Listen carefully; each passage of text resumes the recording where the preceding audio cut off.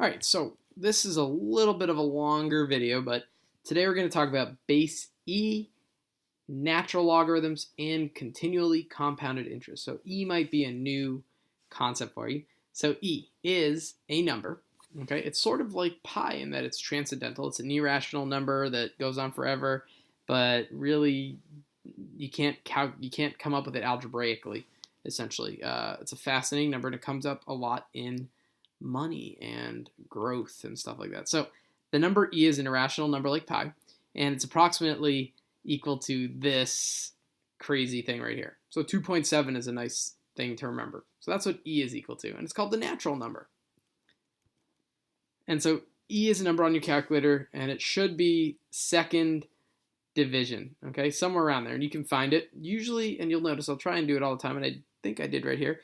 I don't think I did right here. It usually is written like an italic little e. All right, and so natural logs, logarithms that use a base of e are called not natural logarithms, okay? So log base e would be a natural logarithm. So instead of using that notation, we have a special notation called lnx. I don't know why it's ln. Maybe log natural, but I just think of it's backwards, natural log, lnx, and you have a button probably underneath your log button. So the definition ln of m equals n if and only if e to the n equals m, okay? So it's the same exact thing, so it says a base e to the n equals m. Right? And it uses the same exact laws as logarithms, which is cool because we've been using logarithms for a few days now, and so nothing really new, just a new notation. Right? And again, you can find it's usually located below your log key. Right? And again, since the base here is e, and so any log of its base and having the same number right here equals 1, so ln of e equals 1, and that's a really important thing to remember. So write each exponential equation in logarithmic form. So e to the 15 equals x is just ln x of 15, right? Because e to the 15 equals x. E to the 15 equals x. So that's how we write those two things. They're equivalent. ln means e to what exponent equals x. E to the 15 equals x. So e to the 3x equals 45. So the natural log of 45 equals 3x. All right? Just kind of have to practice this. Look at them. And remember it. So write each logarithmic equation in exponential form. So let's go backwards. So if I have the natural log of 20 equals x, or the ln of 20 equals x, e to what exponent equals 20? E to what exponent equals 20? So e to the x equals 20, right? E to the x equals 20, right? Because this is the inverse operation, right? What exponent would give me 20? And so how about ln of 4x equals 9.6? So just e to the 9.6 equals 4x. All right, and something else we can do. Let's condense each expression as a single logarithm. So we've done this already, right? And now we just have the natural log, and it's the same exact rules, right? So we can use the power property, right, and bring 6 up top, make it our exponent. And since it's subtraction, that's a quotient rule. So we can compress them into 5 to the 6th equals the natural log of 25, right?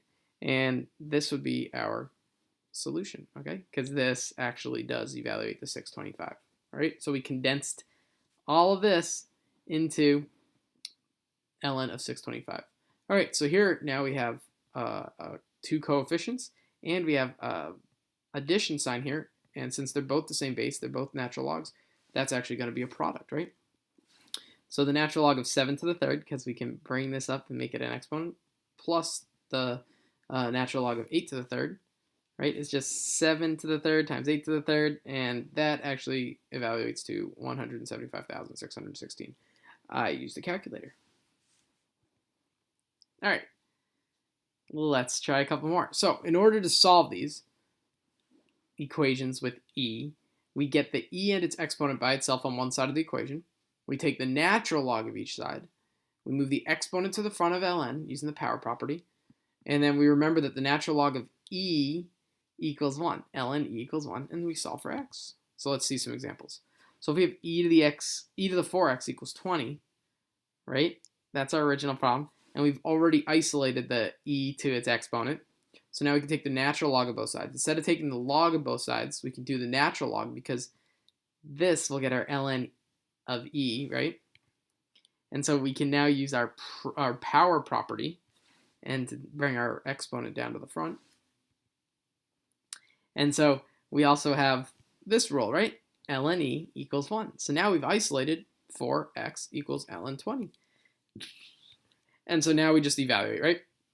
We evaluate ln 20 on our calculator. We got about 2.9957. And then we divide by 4. And that tells us that x equals approximately 0.749.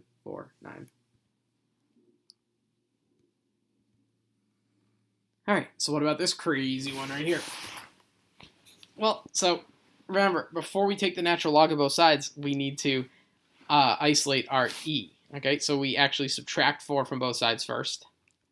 All right, now we can take the natural log of both sides, because now we can apply the power property for logarithms, right? And that gets our x minus 2 out of the exponent. And now we have the ability to isolate x minus 2. So next thing we're going to want to do is divide both sides by ln e. But instead of actually doing that, why don't we have to divide by ln e? Because ln e is just 1, right? So this kind of goes away now. And so we add 2 to both sides, right? And like I said, ln e equals 1, but we divided by, we added 2 to both sides. And so we have x equals 4.833. Again, I'm not actually looking for you to do all this. Writing these steps down is great, because if you make a mistake, it's easy to see. All right, so here's maybe a little more complicated. All right, so that's our original problem. So we add 24 to both sides. But notice, our e to the x is not isolated yet. So we actually have to divide by 5 next, right? Now we can take our natural log of both sides. All right, now we can take the natural log of both sides, apply the power property, right? And just straight up find out that x equals whatever ln 8 was, which is 2.079. All right, so how do we solve these following equations? So step to solve an equation with the natural log in it, okay? So first we want to change to exponential form, and then solve as we just did with e, okay? So if I have the natural log of 5x plus 3 equals 3.6, right? I could rewrite that as an exponent, right? Because this says e to the 3.6 equals 5x plus 3, all right? And now this is exactly what we've just been doing, right? So I can evaluate this e to the 3.6. This is something I can just plug in my calculator, because this is a number raised to a number, right? And solve for x, okay? So I evaluated it, and now I solve, right? I minus 3 from both sides, and then I divide by 5. All right, how about this one? Now, when I write it in exponential form, I have e to the 1.2 equals 2x. So again, I can evaluate e to the 1.2, which is 3.320, and that equals 2x. I divide both sides by 2, and I get x equals approximately 1.660. All right, so a little bit more. We can come back and talk about compound interest, and instead of monthly, weekly, yearly, daily, hourly, whatever you want, we can talk about continually compounded interest. All right, and so remember that compound interest had a formula of a equals p times 1 plus r divided by n time raised to the nt, where n was the number of times per year interest is compounded, right?